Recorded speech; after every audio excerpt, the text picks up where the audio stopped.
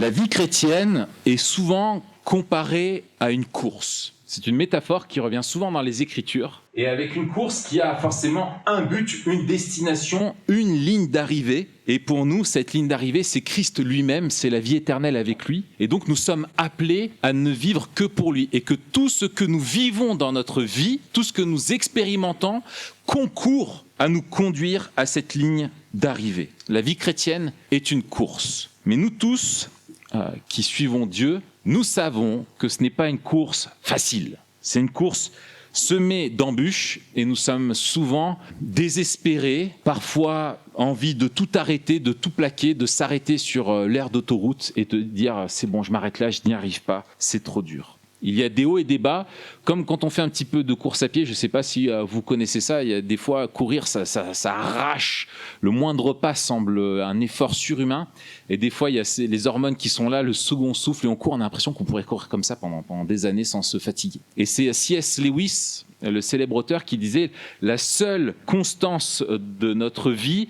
et son inconstance. Nous sommes tout le temps inconstants et ça change jamais. Il y a des hauts et des bas et il y aura des hauts et des bas. Et dans cette vie, dans cette course, finalement, il y aura des moments faciles et des moments difficiles. Et ce soir, je voudrais vous partager 4 conseils pour tenir bon dans cette vie chrétienne, dans cette course qui nous est donnée, tirés d'un texte court qui vous sera facile de mémoriser. Et je vous encourage d'ailleurs à le mémoriser. Il se trouve dans l'Épître aux Hébreux, au chapitre 12. Je vous invite à l'ouvrir et le garder sous les yeux. L'auteur de cette lettre, quand il a écrit, il connaissait l'Église à qui il s'adressait et il était vraiment inquiet. Probablement, les commentateurs pensent qu'il a eu un ministère parmi eux. Il a peut-être été l'implanteur ou un pasteur dans cette Église. Il l'a vu grandir, être fidèle au Seigneur. Et il est inquiet parce qu'il voit cette Église qui est découragés et ils pensent sur le point de vaciller. Il y a des membres dans cette église qui sont sur le point d'abandonner et qui se disent, avec eux qui étaient probablement issus du judaïsme, en fait avec Moïse c'est plus facile.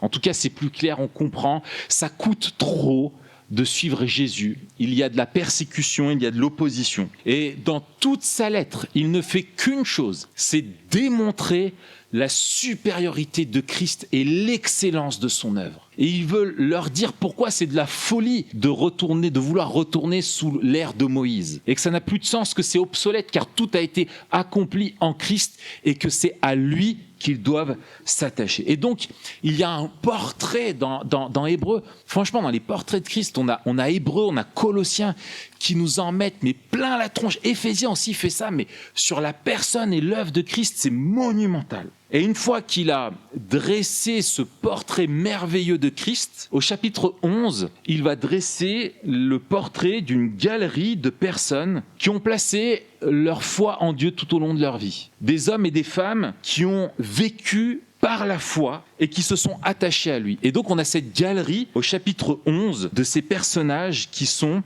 pour lui des modèles de foi. Souvent on parle des héros de la foi. Et donc nous arrivons au chapitre 12 et nous lisons. Nous donc aussi, puisque nous sommes entourés d'une si grande nuée de témoins, rejetons tout fardeau et le péché qui nous enveloppe si facilement et courons avec persévérance l'épreuve qui nous est proposée.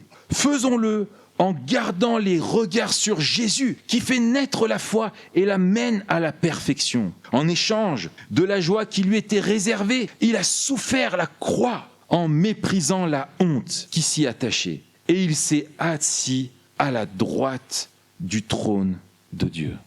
Il y a 4 encouragements dans ce texte que je voudrais vous partager et qui vont nous aider à ne vivre que pour Jésus. Finalement, ce sont 4 endroits où nous devons porter nos regards afin de continuer cette course. Premier encouragement pour nous, regardez autour de nous la grande nuée de témoins. Peut-être que vous connaissez le fameux Hollywood Boulevard, peut-être certains d'entre vous ont eu l'opportunité d'y aller. Vous savez, c'est ce boulevard où il y a toutes les étoiles, le Walk of Fame, où toutes les grandes stars de Hollywood sont là. Et finalement, quand on se balade sur ce cours, eh bien, on traverse l'histoire du cinéma et des grands héros de l'industrie de Hollywood. Eh bien, finalement, la vie chrétienne, ce cours sur le Walk of Fame des Écritures. Nous courons et il y a ces étoiles, ce sont ces gens décrits dans la Bible, mais aussi, je crois, toutes celles et ceux qui nous ont précédés et qui ont couru la course jusqu'au bout, qui ont franchi la ligne d'arrivée. Et l'auteur, lui, commence depuis Abel et continue cette galerie de portraits-là. Et finalement, en fait, l'auteur nous dit que la vie chrétienne, c'est comme participer au Tour de France, où nous faisons la course et nous avons sur les côtés ces personnes qui ont fini la course et qui nous encouragent, qui nous disent « Allez, continue !» Je ne sais pas si vous avez vu ces images du Tour de France où la foule s'ouvre juste et les gens sont là, crient et courent à côté « Vas-y, continue, fonce, continue, lâche pas !» Et ils nous encouragent. Qu'est-ce qui nous encourage chez eux? Pourquoi Paul dit qu'il faut se souvenir d'eux? Eh bien, les amis, précisément parce qu'ils ont fini la course. Ils ont franchi la ligne d'arrivée, alors que vous savez quoi? Ils étaient incapables de courir. Quand on regarde la galerie de portraits qu'on a, on a certains, je sais, disent les héros de la foi, et je me souviens un jour en cours de théologie, il y en a un qui dit non, on devrait dire plutôt les blaireaux de la foi. Voilà. Mais ces blaireaux, ils ont placé leur confiance en Dieu et ils sont parvenus jusqu'à la fin. Ils couraient en boitant. Ils avaient une patte folle, c'était pas facile, mais ils ont placé leur confiance en Dieu et ils sont là. Et ils nous disent, regardez ce que Dieu a fait pour vous à travers de l'œuvre de Christ. Regardez ce que Dieu a fait en nous.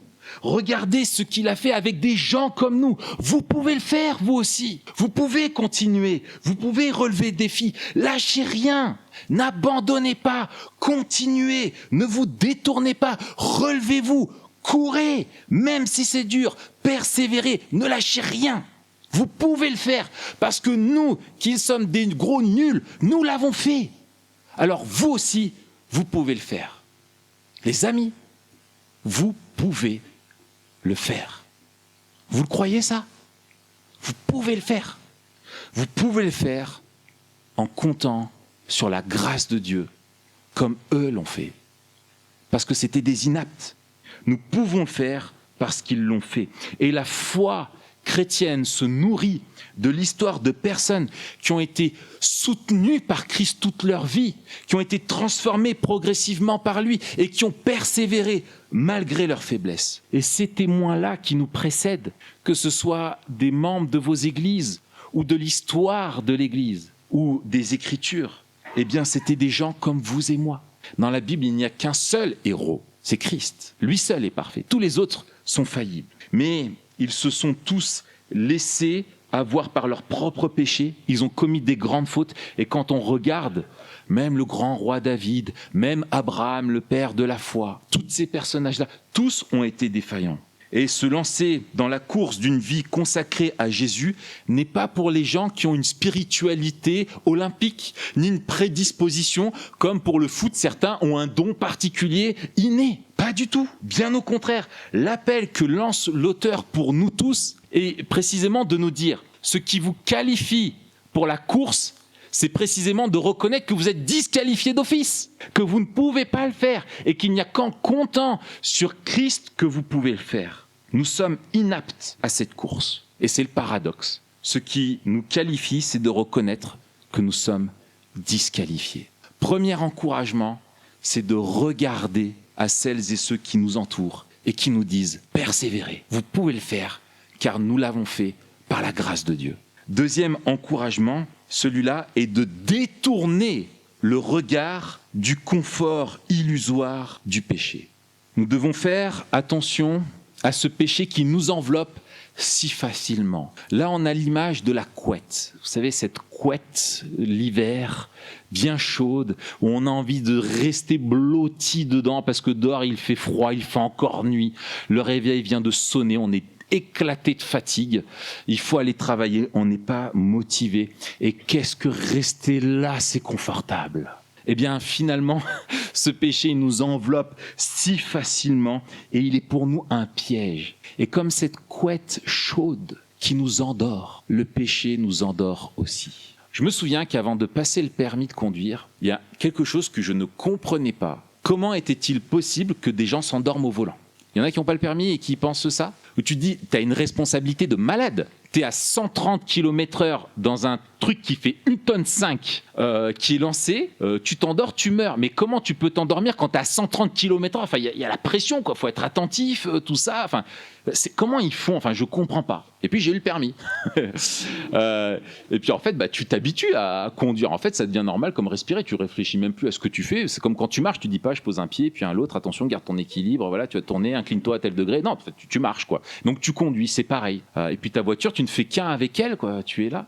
Et une fois, je me suis fait vraiment très peur. Je roulais, j'étais fatigué et je me disais persévère. Et en fait, voilà. Et à un moment donné, je ferme les yeux et j'ouvre les yeux. Et j'avais franchi, c'est vous savez, les bandes là, qui font du bruit, qui m'ont réveillé. Et j'ai eu à peine le temps de mettre un coup de volant. Heureusement, j'en ai pas mis un trop grand, sinon j'aurais fait une embardée. Et là, je me suis dit waouh. Et pourtant, avant, je me disais à la prochaine aire de station, et voilà, je suis fatigué, vous voyez, c'est bientôt le crash, je vais m'arrêter. Mais le péché, ça fait la même chose. C'est que, en fait, si on n'est pas vigilant, il nous enveloppe. Et en fait, quand la fatigue, elle, sur la route, nous enveloppe, à un moment donné, on est tellement fatigué qu'on n'est plus lucide, qu'on se rend plus compte qu'on est en danger de mort. Eh bien, le péché produit la même chose. Et l'auteur aux Hébreux nous met en garde contre ça.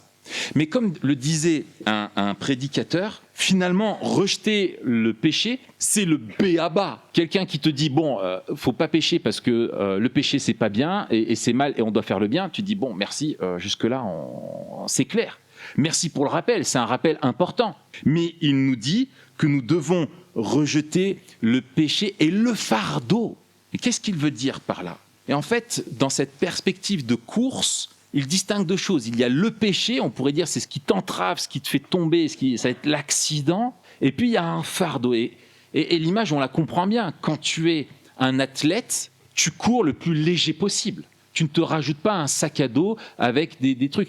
Enfin, je ne sais pas si vous aviez des vêtements. Enfin, ouais, ça s'appelle quelques grammes aujourd'hui. Je me suis acheté une paire de baskets pour la course il y a quelques temps. J'ai halluciné de la légèreté du truc comme on les fait maintenant. J'avais une vieille paire. Je me suis dit, waouh, c'est fou. On cherche à être le plus léger possible pour courir. En fait, le fardeau, ce sont toutes ces choses qui ne sont pas du domaine de la transgression de la loi de Dieu, qui font partie des choses licites, permises, qui font partie de la vie normale, légitime, à laquelle on peut aspirer, mais qui en fait risquent de nous détourner de l'objectif de notre course.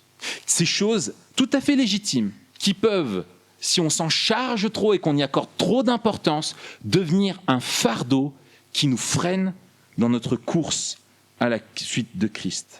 Et en gros, l'invitation que donne l'auteur, c'est de nous débarrasser de tout ce qui est inutile et qui va nous encombrer dans cette course. D'où l'invitation de l'auteur à chercher à analyser notre vie pour se débarrasser de ces fardeaux. Est-ce que notre façon de consommer les écrans est quelque chose qui nous facilite la vie pour suivre Christ? Ou est-ce que c'est un fardeau? Ton compte Netflix, il t'aide pour ça? Ou consommer on a le droit de regarder plein de choses, mais est-ce que c'est des choses qui concourent à nourrir ton attachement à Dieu, ou des choses que tu sais qui sont, franchement, tu peux pas dire qu'un chrétien ne devrait pas regarder ça, tu es libre de le faire, mais tu reconnais au fond de toi que quand tu consommes ce genre de choses, derrière, tu n'as pas forcément envie de plus vivre pour le Seigneur, et que même au contraire, c'est un fardeau parce que ça crée en toi des désirs un peu antagonistes, parce que finalement on est quand même perméable à ce qui nous est transmis. Même si on sait qu'on ne va pas devenir comme ces personnages dans les films, et qu'on fait bien la distinction entre le bien et le mal, et qu'on prend une distance, mais quelle place ça prend? Est-ce que la manière dont tu nourris ton compte Instagram, TikTok ou que sais-je participe à faciliter ta course ou pas? Je me souviens qu'il y a... Je pense, je sais pas, je commençais le ministère il y a presque 10 ans. Ouais, ça a commencé à faire. Et il y a presque 10 ans, je commençais à être stagiaire et tout ça. Et en fait, j'avais Instagram et Facebook. Et à l'époque, il n'y avait que ça, il n'y avait pas encore tout le reste, je crois. Et en fait, je voyais que dès que j'avais du temps, en fait, je scrollais facilement sur Facebook et Instagram. Et qu'en fait, je voyais des gens et je passais mon temps à regarder sur Facebook et à dire... Ils sont bêtes. Alors ça, Mais lui, oh, mais quel boulard il a, qui s'affiche comme ça et tout, avec son selfie, son machin. Je passais mon temps. Voilà. Et puis, il y avait des filles. Et puis forcément, les filles, leurs photos de profil, enfin leur compte Instagram et tout ça, tu vois, c'est un book de mannequinat, quoi, tu vois. Alors j'étais là, et en fait, ça faisait longtemps que je savais que je n'arrivais pas bien à gérer et que ça nourrissait en moi de la médisance, de la convoitise, du jugement, plein de mauvaises choses. Mais en fait, est-ce que ça m'aidait ? Ah oui, il y a des fois des posts de la Révolution qui m'encouragent à... Voilà. Alors attention, moi-même, je dis pas, mais abonnez-vous aux newsletters, c'est mieux. Voilà, mon conseil, vous supprimez les réseaux et moi-même, on écrit, je suis sur TPSG, on écrit et voilà, mais j'y suis. Et en fait, j'ai dit, mec, tu perds ton temps, tu t'exposes inutilement à des choses, je n'ai pas besoin de ça. Et j'avais la petite voix qui me disait « Ouais, mais attends, t'as le ministère TPSG qui commence. Si t'es présent sur les réseaux, tu relais les trucs. » Je me disais « Attends, mais je vais faire quoi ? Je vais faire mon autopromotion, je vais mettre en avant, regardez mon dernier truc, machin et tout. » Je dis « Vas-y, là, qu'est-ce que tu fais ? Allez, on dégage. » Et j'ai tout viré, tout supprimé les comptes. Et à partir du moment où je l'ai fait, la libération pour moi. Parce que je savais que j'enlevais quelque chose qui était pour moi, c'est pas interdit d'avoir un compte Facebook. Je vous dis pas ce que vous devez faire, vraiment. Je vous influence peut-être un peu. Mais vous êtes libre. Ce que je veux dire, c'est qu'il ne faut pas créer de loi, sinon c'est tomber dans du légalisme. Il faut faire attention. Chacun est libre. Mais pour moi, ça représentait un objet de tentation. Je n'ai pas besoin de ça. C'est pas à moi de faire mon autopromotion ou de partager la citation du jour que je trouve géniale sur voilà. Et je dis, c'est pas moi ça. Vas-y, qu'est-ce que je fais là ? Vas-y, arrête de perdre du temps. Et ça m'a fait du... Mais par contre, derrière, j'ai eu un effet kiss cool où tout de suite, j'avais la crainte. Je me disais, ah mince, qu'est-ce que je perds et tout. Mais en fait, oh là là, j'avais besoin, et en fait, d'apprendre à t'ennuyer dans la file d'attente quand tu es à Carrefour, en caisse. Mais en fait, du coup, je sortais le téléphone, c'est comme un ancien fumeur qui cherche le paquet de clopes, tu vois. Et en fait, je disais, en fait, j'ai rien à faire avec, donc je le remets dans la poche, voilà. Et puis, je priais, j'observe les gens, je réfléchis sur des choses, etc.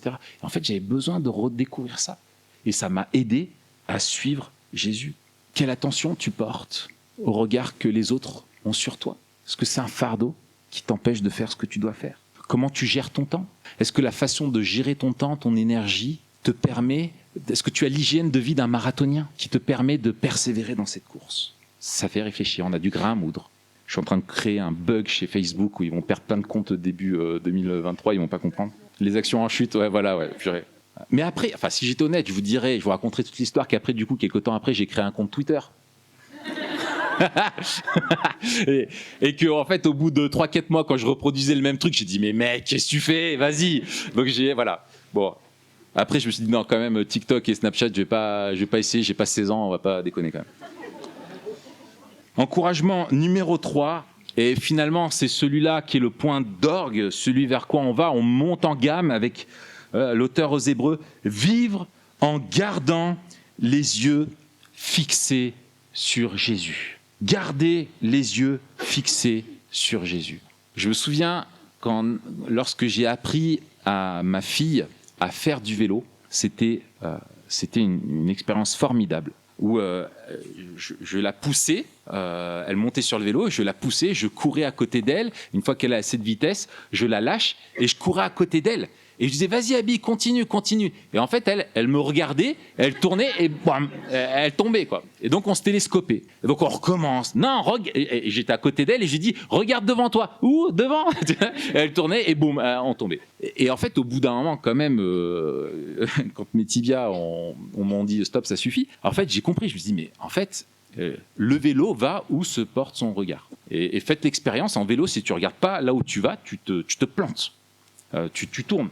Et donc, j'ai dit, mais en fait, je la pousse, et tout de suite, je courais, et là, je lui disais, regarde-moi, suis-moi. Et ça a marché, parce que son regard se portait sur moi.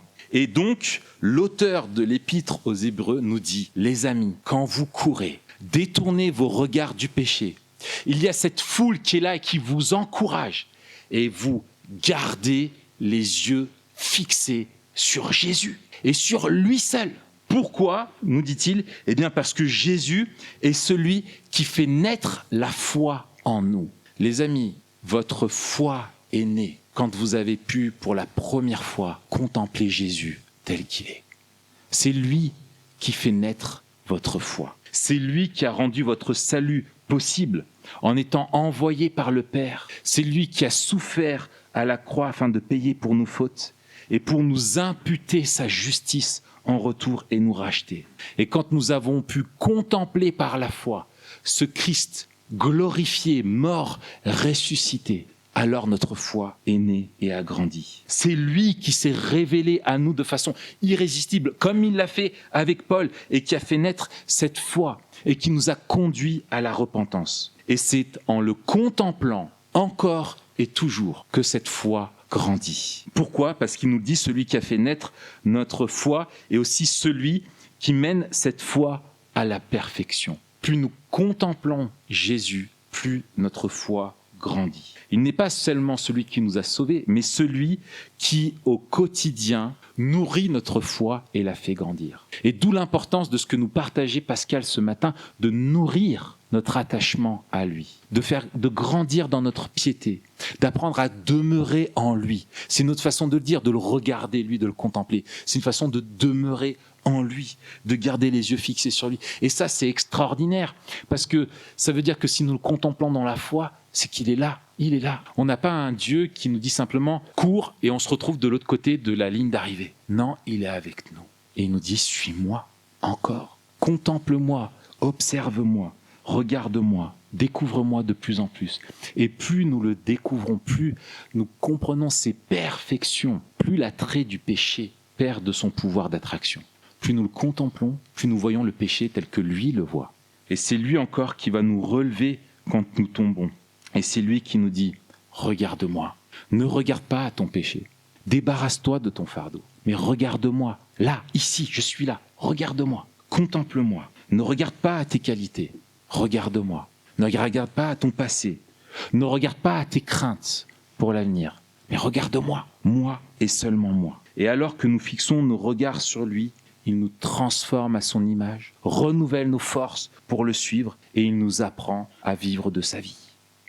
Enfin, quatrième conseil qui nous est donné, regardez à ce que Jésus lui-même regardait. La foi chrétienne est une épreuve d'endurance, mais pas une épreuve sans fin, comme si on courait sur un stade, vous savez, où il n'y a pas de fin, tu peux courir à l'infini. Non, il y a une destination, il y a une arrivée. C'est une épreuve qui a une ligne d'arrivée qui est merveilleuse quand on a les yeux fixés sur Jésus. Et Jésus doit être notre modèle dans notre façon de courir. Nous apprenons à courir cette course comme lui-même a couru. Nous apprenons à faire de ses motivations les nôtres. Et que nous dit l'auteur ? Je relis le verset 2. « En échange de la joie qui lui était réservée, il a souffert la croix en méprisant la honte qui s'y attachait et il s'est assis à la droite du trône de Dieu. » Christ savait ce qu'il y avait derrière la croix quand il aurait souffert cette croix-là. Et il a regardé la croix en méprisant la honte que ça représentait pour lui d'être pendu au bois. Le monde disait honte à lui, on se moque de lui. Il a méprisé cette honte-là. Il a accepté les souffrances de la croix. Pourquoi ? Parce qu'il savait pourquoi il le faisait. Et il savait ce qu'il allait faire et ce que ça allait permettre. Jésus a couru une course qui le conduisait à sa souffrance ultime sur la croix, car sa mort était nécessaire pour notre réconciliation avec Dieu. Et paradoxalement, sa victoire, son triomphe, résidait dans son acceptation à subir cette croix. Et quand au moment de défaillir dans le jardin de Gethsémanée, il demandait si c'était possible que cette coupe s'éloigne de lui. Derrière, il disait non pas ma volonté, mais la tienne. Pourquoi ? Parce qu'il savait, nous dit l'auteur aux Hébreux, la joie qu'il aurait derrière. Jésus a délibérément couru jusqu'à la croix. Pourquoi ? Parce qu'il a gardé en ligne de mire la joie qu'il éprouverait d'avoir accompli le plan du Père, d'avoir satisfait la justice de son Père et d'avoir accompli pour son peuple ce qui était nécessaire pour le sauver. C'était sa victoire, son trophée. Il savait combien il devrait souffrir, mais il savait qu'à la fin de la course, il serait récompensé, rassasié de son œuvre, couvert de gloire. Et il savait que derrière, il récolterait pour l'éternité la louange de son peuple. Alors, il a tenu bon. Et les amis, l'auteur de l'Épître aux Hébreux nous invite à faire nôtre cette joie. C'est seulement en regardant à Jésus que l'on peut être assuré qu'une joie éternelle nous est réservée quand nous pourrons le contempler pour toujours. Adolphe Monod disait « La contemplation du péché ne donne que la mort, la contemplation de Jésus donne la vie. » Et l'auteur nous dit « Détournez vos regards du péché et ne fixez vos regards que sur Jésus. » Et si nous apprenons à regarder là où Jésus regarde, si sa joie de vivre pour la gloire du Père devient la nôtre, alors nous tiendrons bon dans les épreuves, nous persévérerons. C'est la conviction qu'a l'auteur de l'Épître aux Hébreux et qu'il veut nous partager. Regardez à Jésus, parce que si vous le contemplez, lui, et que vous regardez où lui regarde, à vivre pour la gloire du Père, si vous gardez les yeux fixés sur la ligne d'arrivée, même si c'est dur, vous persévérerez. Il faut prendre la fin comme point de départ. Pour conclure, garder les yeux fixés sur Jésus, qu'est-ce que ça veut dire ? Eh bien, je crois que c'est ne compter que sur lui pour notre salut et pour toute notre vie au quotidien. Et de tout mettre en œuvre dans notre vie afin de nous faciliter cette vie à sa suite. Et plus vous regarderez à Jésus, plus vous serez émerveillé, plus vous l'aimerez. Et plus vous l'aimerez, ce sera alors même que sa grâce sera en train d'agir en vous. Alors votre foi grandira. Et alors vous aurez plus de force pour lutter contre les attraits du péché, contre les tentations, et saurez bien faire le tri dans votre vie entre ce qui est légitime ou ce qui est un fardeau inutile qui vous empêche de courir vers le but. C'est ainsi que vous franchirez les épreuves les unes après les autres et que vous apprendrez à tenir bon. Prions. Seigneur, merci pour ce texte merveilleux. Merci de nous rappeler que la seule qualification que nous devons reconnaître, c'est que nous sommes incapables de courir cette course par nous-mêmes. Merci parce que tu veux que nous comptions sur toi seul pour courir. Et pardon, Seigneur, pour toutes les fois où j'oublie de ça et où j'essaye de courir par moi-même pour te plaire ou pour changer ce qui ne va pas dans ma vie au lieu de compter sur toi. Seigneur, apprends-nous à voir le péché comme toi tu le vois, à ne pas nous laisser séduire et endormir par lui. Ouvre les yeux de notre cœur, Seigneur, pour que nous puissions discerner ce qui est un fardeau inutile, qui nous empêche de vivre selon la vocation qui nous est adressée. Apprends-nous à être courageux, à faire ce qui doit être fait, même si ça nous coûte, même si on a peur de le faire, en ne comptant que sur toi. Et Seigneur, fais-nous la grâce de pouvoir te contempler dans l'adoration, dans la méditation de ta parole, dans la prière, dans notre service, dans notre travail, que tout ce que nous vivons, nous le vivions par toi et pour toi. Et Seigneur, merci parce que ta victoire est la nôtre. Et nous avons cette assurance que nous allons franchir la ligne d'arrivée parce que tu as remporté la victoire pour nous. Et que nous savons que cette vie ne nous mène pas en enfer, mais auprès du Père. Aide-nous, Seigneur, à persévérer dans la course et à ne vivre que pour toi, pour ta gloire seule. Amen.